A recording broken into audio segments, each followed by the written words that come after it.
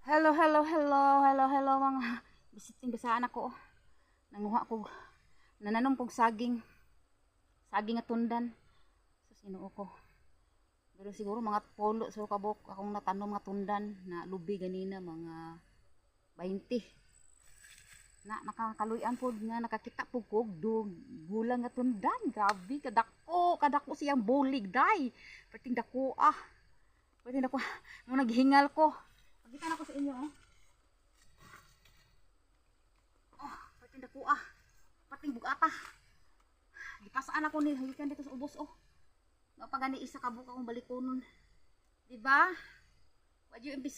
Walay imposible kung dili ta mananom no. Mananom ta nagitay nagitay ma-harvest. Pati kada ko nga bulig oh. Diyos ko. Oh. Maghanga ko. Siguro mga ano ni, mga 20 kilos. Sobra pa siguro kay dagko kaayo siya og sipi. Thank you guys. Thank you guys. Oh, di ba? Kao na putag tundan. Nga dili pinalit. Bye.